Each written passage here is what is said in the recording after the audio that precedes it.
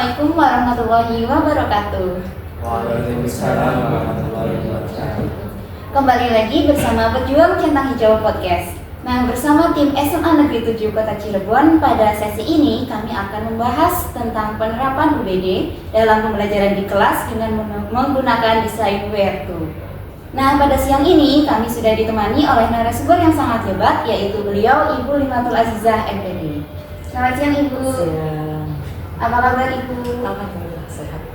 Alhamdulillah. Nah, pada siang ini mohon izin Ibu, kami ingin menggali lebih dalam tentang penerapan UBD yang ada di SMA Negeri 7 Kota Cirebon.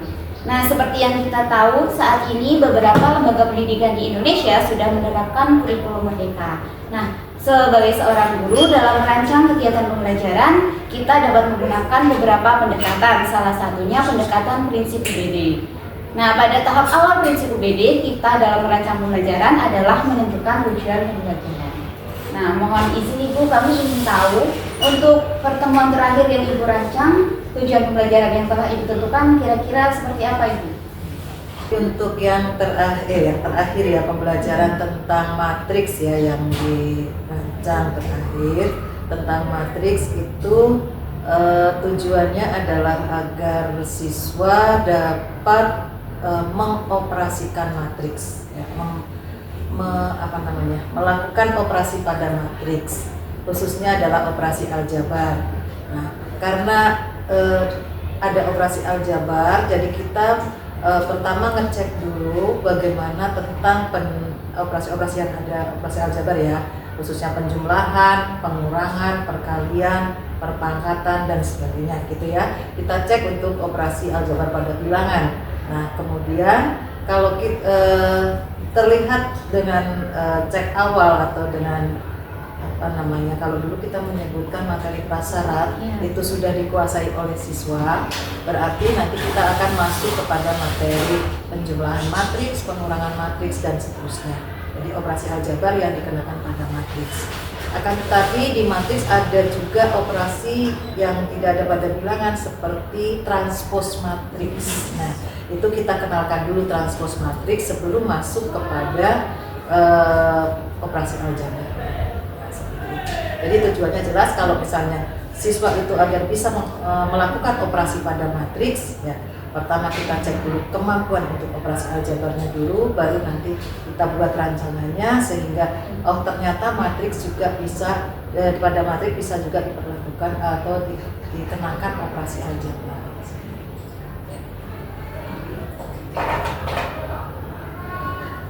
Bukan tadi kan udah tujuan pembelajarannya. Ya. Nah, selanjutnya ini bagaimana untuk cara Ibu untuk menggugah atau membangkitkan untuk peserta didiknya itu terlibat dalam kegiatan pembelajaran tersebut. Iya, baik. Biasanya kalau seperti itu saya menggunakan cara tanya jawab ya. Tanya jawab langsung kepada siswanya dengan memberikan sambil misalnya di papan tulis kita menuliskan ya, kalau misalnya mau menjumlahkan suatu matriks, kita lihat dulu syarat suatu matriks itu bisa dijumlahkan atau tidak, tapi dengan cara tanya jawab. Kalau sekiranya siswa masih bingung ya nanti kita kupas dulu persyaratannya, tapi kalau misalnya siswa sudah tahu, nanti sambil demonstrasi gitu. Misalnya matriks A ordernya 2x1, matriks B juga 2x1. Nah, kalau mau dijumlahkan bagaimana caranya? Nah, dilihat. Jadi berarti kita harus tahu benar bahwa siswa itu sudah tahu posisi elemen-elemen matriks. Harus tahu dulu. Karena kan nanti yang akan dijumlahkan adalah elemen-elemen yang seletak. Kalau mereka tidak tahu letaknya, mungkin akan bingung kita menjelaskan ini dengan ini juga akan bingung gitu. Jadi pertama pastikan dulu kita selain tadi operasi aljabarnya, pastikan dulu siswa itu tahu elemen matriks atau posisi dia ada di mana gitu, sebuah matriks gitu, sehingga nanti bisa kita cobakan ya. Tapi itu biasanya kan kalau penjumlahan kan tidak terlalu rumit gitu ya, sehingga bisa langsung dengan tanya jawab siswa akan biasanya sudah langsung cepat nyantol atau apa ya bahasanya paham ya. Ya Ibu, kemudian saya izin bertanya saja. Boleh. Sekarang kami ingin bertanya terkait penyampaian materinya. Nah, untuk pendekatan penyampaian materinya yang bisa menghasilkan minat dan dan keinginan calon peserta didik terhadap materi itu, nah pendekatan apa yang Ibu? Biasanya kita pakainya kontekstual ya. Kita lihat, kita ambil dari kehidupan sehari-hari. Jadi misalnya ditanya satu orang, kamu tadi jajan berapa gorengan, misalnya gorengan sama minuman, kamu jajan bayar berapa? Tanya lagi kawannya yang satu, kamu jajan bayar berapa? Nah nanti itu kita tuliskan. Ya, nanti kan akan terbentuk matriks dalam bentuk matriks baris atau kolom. Nah, sekarang berarti berapa yang harus kamu bayarkan kalau kamu ingin jajan sekian. Nah, itu kan nanti adanya di penerapan matriks sebenarnya. Tapi kan kita biasanya bawa dulu di awal. Atau yang misalnya sekarang lagi zamannya main bola. Ya. Nah, itu kan anak laki-laki biasanya antusias main bola kan, ada dalam satu pakai sistem setengah kompetisi atau bagaimana. Coba sebutkan saja nama kelompoknya atau nama klubnya. Kita tuliskan dulu nama klubnya, terus ada main, menang, kalah, seri dan lain sebagainya, terus nilai. Nah, itu biasanya anak laki-laki tuh antusias banget di situ. Dia akan paham benar. Kalau kitanya tidak mengikuti perkembangan, misalnya ada liga apa yang sedang berlangsung, akan repot. Jadi kadang-kadang kalau kita mau ngajar, kita lihat dulu perkembangan yang sekarang ada nih, apa contohnya, apa nih pantasnya. Kalau lagi nggak ada kegiatan begitu, ya kita pakai yang keseharian, misalnya bagaimana kamu jajan di kantin, nanti kita mulai dari situ. Jadi untuk matriks tidak ujuk-ujuk matriks begitu, enggak, tapi kita bawa dulu dari keseharian mereka. Ya, jadi merekanya tidak langsung begitu masuk tegang gitu, enggak. Kamu dari kantin misalnya gitu. Habis jajan apa? Kawannya ada yang jajanin apa? Oh yuk coba kita ini kan ya, tadi kamu jajan ini dan ini, dapatnya ini, terus dalam bentuk matriks. Nah ternyata kamu harus bayar sekian. Nah ini ternyata kalau kita teliti lagi, oh ini aturan yang dipakainya adalah seperti operasi perkalian matriks, kayak gitu. Jadi kita selalu lihat kondisional ya di sekitar kita, apa yang sedang menarik itu, sehingga anak itu akan bisa masuk terlibat, tidak langsung saya harus belajar matematika begini. Nah, jadi kita ajak ngobrol tapi masuk kepada materi yang kayak gitu. Ibu tadi kan itu menjelaskan salah satu untuk memberikan motivasi atau semangat kan melalui tanya jawab. Ya. Nah untuk penilaiannya sendiri itu bagaimana? Penilaian. Ya. Kriteria. Kalau biasanya pertama saya hanya melihat siswa ini sebenarnya sudah siap atau belum untuk belajar. Kita lihat, kalau masih belum ditanya, masih ogah-ogahan, kita coba cari celah lain gitu, yang kira-kira semua nanti akan siap, terlibat semua, nanti baru kita masuk ke materi. Tidak bisa langsung kalau masih ada siswa yang setengah-setengah gitu ya, yang setengah-setengah. Jadi kalau ini sudah nyaut dari sisi sini kanan misalnya, dari sisi kiri sudah ada respon gitu. Oke, kita siap belajar, baru kita masuk. Jadi kesiapannya juga ya. Kan jangan sampai mubazir ya, kita ngomong apa anaknya tidak tahu gitu kan. Jadi pertama mereka tidak tahu, kita rasa kita bawa dulu masuk, setelah mereka merespon, konsentrasi, baru kita masuk materi. Untuk itu penilaian dari sisi kriteria keterampilan. Oh, kriteria keterampilan. Kalau penilaian keterampilan biasanya setelah mereka memahami, ya mereka mencoba untuk mengerjakan sendiri. Ya, mengerjakan sendiri kita lihat dulu, oh ini anak sudah mampu sebenarnya, tapi ada nggak dia keberanian untuk menyampaikan? Kan kita akan melihat bagaimana cara dia menyampaikan gitu, nanti kita minta untuk maju. Ya, pertama sukarela dulu kalau ada yang mau maju, kalau tidak ada yang mau maju, pasti kita tunjuk. Ya, jadi biar mereka setiap individu itu siap, mau tidak mau itu siap. Ya, yang sudah biasa saya lakukan misalnya adalah materi ini kan sudah dipahami sehari ini, kita pengen ngecek gitu ya, di pertemuan berikutnya masing-masing sudah punya soal yang akan diupayakan gitu ya. Jadi misalnya kamu nanti kebagian akan menjelaskan tentang perkalian matriks gitu kan, dia akan belajar nanti begitu besoknya kita coba dengan perkalian matriks, dia harus maju, harus berusaha untuk menjelaskan kepada kawannya. Jadi tidak hanya mengerti untuk diri sendiri kan, ya jadi untuk diri sendiri sudah bagus, sudah punya nilai dia, tapi kalau dia bisa menjelaskan kepada kawannya itu ada nilai tambahnya lagi. Ya, Dan itu yang dari beberapa tahun yang sudah kita lakukan dengan seperti begitu, anak yang tadinya diam saja masa bodoh itu berusaha gitu ya. Paling enggak, tapi kan tingkatannya beda-beda. Jadi ada yang misalnya masih di level bawah, nggak apa-apa asal dia sudah berani. Yang sudah bisa levelnya naikkan lagi, yang sudah bisa lagi naikkan lagi gitu.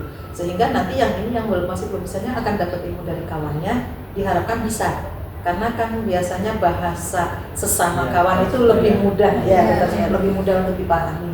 Ya di samping kitanya juga, ini kalau kelihatan anak rada masih diam saja kurang, barangkali penyampaian saya bahasanya nggak pas, ubah, kita coba. Kadang-kadang masih suka mencampur, tidak selalu pakai bahasa Indonesia baku ya. Jadi ada selingan sedikit pakai bahasa daerahnya, biar maksudnya sih biar paham. Ya, walaupun pengantarnya tetap bahasa Indonesia. Kalau untuk ibu, bagaimana ibu mengakomodasi kebutuhan belajar selanjutnya dari Oke, kebutuhan peserta didik ya. Biasanya kan ada anak yang super istimewa lah, pokoknya menonjol, butuh diperhatikan khusus, itu kita dekati. Biasanya kita dekati. Nanti dia nggak mau pulang, saya nggak bisa, kayaknya bukan nggak bisa, coba dong yang ini artinya pendekatan kita, coba dong ini yang ini, coba kamu pasti bisa deh, pasti bisa, tapi jangan ditinggal dulu, jangan ditinggal, nanti dia tidak akan begini lagi. Kita bimbing sampai dia bisa, kalau udah bisa, tuh kan benar, bagus kamu udah bisa, ayo coba ke depan. Nah itu untuk membangkitkan semangat anak yang buruknya. Jadi merasa diperhatikan itu sangat ini sekali ya, sangat kita nggak usah ngejar-ngejar target materi harus ini ya. Yang penting setiap individu yang sedang belajar itu terperhatikan, dari anak yang kurang ya, artinya agak lambat untuk menerima, anak yang umum sampai dengan anak yang cepat. Anak yang cepat biasanya nggak sabar, di rumah itu aja gitu kan. Nah, itu kita ya kasih soal yang agak tinggi sedikit gitu, biar dia asik dengan dunianya dulu gitu ya. Kita perhatikan yang ini, kalau ini sudah kita udah bisa belum? Kalau udah bisa, yuk coba kamu gitu. Jadi memang yang super aktifnya, yang super ininya juga semuanya harus kita perhatikan ya. Jadi kita memperhatikan ini tapi tidak meninggalkan ini, memperhatikan ini tidak meninggalkan ini. Itu memang agak repot, terus terang agak repot ya, karena siswa yang kita ini kan 36 ya. Nah itu memang paling bagus adalah kita hafal ya, hafal satu persatu. Tapi biasanya ya menghafalkannya saya dari tempat duduk ya. Tapi kadang-kadang siswanya itu jadi tantangan tersendiri gitu kan. Ya apalagi yang untuk kalau kalian masih muda-muda kayaknya cepet lah dari ini ya. sama aja sih Bu. Ya biasanya kayak gitu. Tapi kalau kita ya ini biasanya pertama ini dulu, dari tempat duduk kita hafalkan. Kenapa kita hafalkan? Karena biar kita bisa tahu per individunya sebenarnya dia sudah bisa atau ngikut dari sebelahnya saja, atau bisa tapi malu. Itu kan kita harus benar-benar gitu dari semuanya ini. Mungkin di pertemuan pertama baru 5 orang yang bisa kita perhatikan. Pertemuan berikutnya kita mencoba beralih dari yang ini gitu. Jadi nanti semuanya akan bisa kita, walaupun waktunya agak lama, nggak apa-apa. Yang penting sampai dengan ini. Biasanya target saya sebelum 1 semester saya udah hafal semuanya gitu kan. Pertama biasanya kalau jumlah siswa laki-laki sedikit, siswa laki-laki dulu yang saya hafalkan. Iya. Ya. Yang Nah, gampang yang sedikit kan, terus yang suka cetak-cetuk itu pasti hafal dulu gitu kan.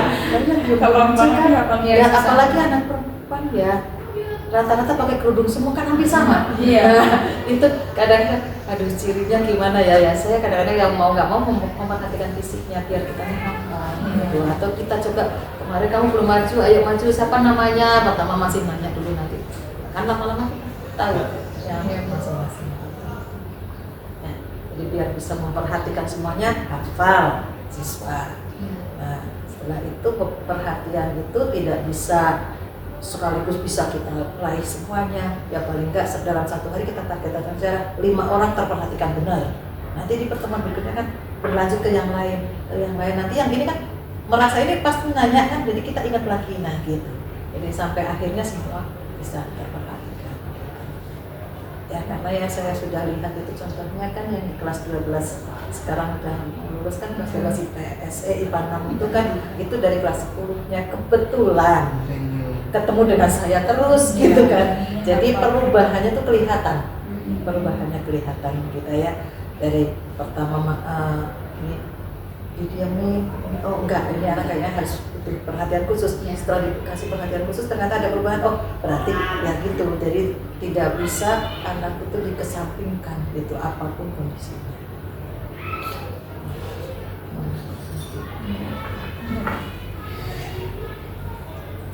Selanjutnya ya Bu, kan ini Bu, kan tadi kan pembelajarannya kan sepertinya di kelas ya Bu. Iya. Ibu pernah menerapkan pembelajaran di luar kelas atau bagaimana? Kalau di luar kelas memang agak jarang ya, agak jarang tapi pernah. Ya pakainya permainan ya kalau di luar kelas. Walaupun permainannya mungkin bukan permainannya ini. Jadi kalau misalnya seperti kita mau main kayak apa sih ya? Anak-anak tuh yang loncat ya kalau di kelas kan bisa ular tangga gitu ya. Nah mungkin kan kondisi kelas itu panas, kita bisa di luar ya udah aja kita buat kayak sekali nanti melangkah kayak kalau ular tangga kan pakai dadu melangkah berapa langkah nanti sampai di situ dikasih soal gitu. Sebenarnya itu merefresh saja sih yang permainannya kayak gitu karena kan tidak menerapkan langsung. Kalau mungkin di SMP sih ada bisa mengukur luas dan lain sebagainya kan itu kan memang yang di lapangan. Nah kalau yang misalnya yang seperti itu karena kondisi kelas tidak memungkinkan kita di luar itu biasanya hanya memodifikasi yang kira-kira misalnya tidak untuk penerapan ya. Tapi kalau untuk kayak yang ekonomi itu kan kita anak suruh ke Kopsis misalnya data harga apa nanti itu kan penerapan gitu itu bisa ke lapangan kayak gitu. Nah yang sudah pernah dilaksanakan di luar kelas itu hanya sebatas seperti permainan tapi permainannya mengandung unsur matematik lah gitu. Jadi kalau misalnya dia biar bisa jawab dikasih sampai situ coba ditemukan ada apa di situ ada satu pilihan soal gitu. Nah ini kita jawab gitu.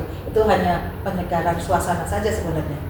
Ya, keluarnya bukan keluar untuk menerapkan konsep bukan gitu kan, hanya untuk penyegaran suasana. Baik itu selanjutnya untuk kalau kita melaksanakan kegiatan pembelajaran kan kita harus mempertimbangkan efektivitas kegiatannya. Nah, bagaimana cara Ibu untuk mengatur jalannya pembelajaran agar berjalan dengan efektif gitu? Ya, ya itu ya. Pertama pasti kita menanyakan dulu ya di pembukaan kan setelah masuk ini kita tanyakan dulu ada tidak pertanyaan dari siswa ya misalnya kalian sudah belajar materi sebelumnya atau mengerjakan beberapa soal ada tidak yang mau ditanyakan itu dulu dipastikan. Kalau masih ada kita tidak bisa berlanjut ke yang lain gitu ya, kita bahas dulu, kita ulas dulu gitu biar nanti yang kita bahas itu nyambung. Kalau ini ada yang belum tahu kita langsung bahas terlewat dong ada sebenarnya loncat kan bisa saja dia bisa mengikuti bisa saja dia jatuh gitu kan. Jadi pasti kita tanyakan sudah pasti tidak ada pertanyaan baik sekarang kita mau masuk materi baru gitu ya materi baru. Nah kita harus fokus satu saja tujuan pembelajaran misalnya nggak usah banyak-banyak gitu biar semua terkuasai hari itu jadi satu aja. Pembelajaran hari ini misalnya tujuan kita agar bisa sampai misalnya tadi yang operasi itu ya bisa menjumlahkan, mengurangkan, nggak sampai mengalihkan dulu, hanya menjumlahkan dan mengurangkan saja. Harus bisa. Iya, itu dulu. Penjumlahan dan pengurangan sudah pasti sampai dengan sifat-sifatnya dan lain sebagainya kan itu butuh waktu lama sebenarnya. Jadi kita fokusnya hanya penjumlahan dan pengurangan. Jadi tujuan pembelajarannya jangan dilebar-lebarkan, itu aja. Ya kita harus memastikan itu dikuasai baru nanti lanjutannya gitu. Nggak apa-apa nanti membutuhkan waktu agak lama nggak apa-apa ya itu dikuasai sampai dengan soal ya beberapa variasi soal di hari itu selesai anak udah paham benar-benar paham ya sudah.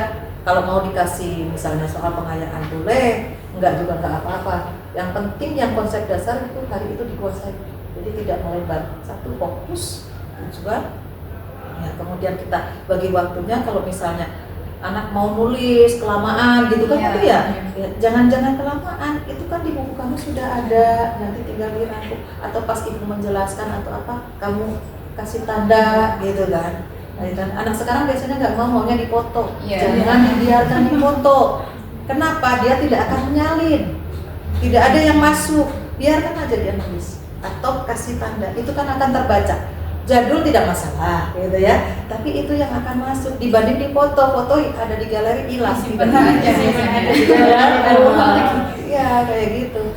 Jadi kita misalnya 10 menit saya pakai untuk ini soal, jadi materi udah cukup nih, tinggal latihan soal. Nah itu jadi pastikan aja sudah satu tujuan pembelajaran, sehingga nanti per waktunya itu kita bisa ini efektif dibanding saya 3 misalnya. Keburu-buru dong dikejar-kejar, yang ini belum paham, ini sudah masuk ke sini, nah itu malah tidak efektif gitu. Nah tapi ada juga, lihat dulu posisi kelasnya, ada juga kalau kelasnya yang sudah oke ya, artinya ada kan satu kelas yang mungkin anaknya sudah kemampuannya di atas, ya kita nggak bisa samakan, kita bikin yang misalnya di kelas ini sih mungkin bisa 2 tujuan, ya, misal sampai perkalian misalnya perkalian. Ya, jadi kita sendiri yang bisa mengukur karena tahu situasi kelasnya. Terakhir Bu. Ini Bu terakhir kan, tadi kan Ibu udah melakukan pembelajaran seperti apa prosesnya seperti itu Bu. Nah, ada nggak Bu hambatan yang Ibu temui di dalam pembelajaran tersebut, sampai bagaimana cara Ibu untuk mengatasi hambatan tersebut? Ya, hambatan itu pasti ada. Iya. Ya, di setiap ini pasti ada. Ya, terutama kalau kita mengajarnya di jam terakhir. Nah, ya Itu luar biasa pokoknya, ekstra ya. Kitanya kondisi lelah kan, tapi nggak boleh merasa lelah. Ya, satu kondisi lelah, tidak boleh merasa lelah. Kita lihat dulu siswanya sudah sudah nggak mungkin dong kita paksakan. Jadi mungkin tadi pagi saya ngajar di kelas ini, oke, bisa sampai batas sampai A sampai C. Nah, mungkin di kelas ini karena siang hari itu kan dia nggak akan sampai di C gitu. Kita jangan ngotot-ngotot banget gitu. Nanti kita sendiri yang capek gitu kan. Jadi kita menyesuaikan, tapi tetap ya hari itu kita melaksanakan pembelajaran, tapi mungkin agak sedikit tidak seperti yang tadi pagi gitu. Terus ada lagi kalau misalnya siswanya itu banyak dipanggil keluar. Ya, dispen ini, yang satu dispen ini, yang satu dispen ini, yang satu dispen ini. Kita kan bingung ya. Berarti kan yang kita hadapi tinggal sisanya sedikit. Nah, nanti berikutnya apakah mereka bisa ngikutin atau enggak itu? Nah, ini bagaimana caranya? Ya nanti kita titipkan sama kawannya ini. Tolong ya, kawan kamu yang tadi dispen, nanti dikasih tahu materinya ini, suruh belajar. Nanti kita ceknya pada saat kita masuk lagi. Dia benar-benar dapat info dari kawannya apa enggak. Dan kalau enggak ya kita ngalahin lagi dan sedikit mengulang. Yang ini kasih pengayaan gitu.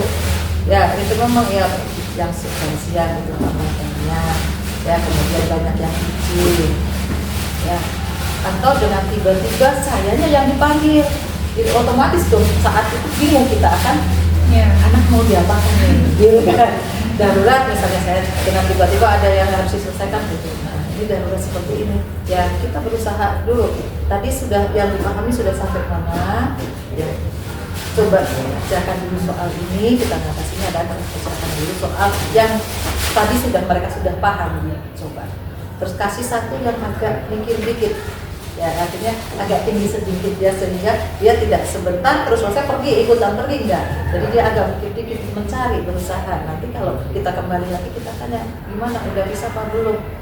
Ada yang sudah bisa, nah yang sudah bisa kita minta tolong jelaskan ke kawannya dulu, jangan langsung kita ya.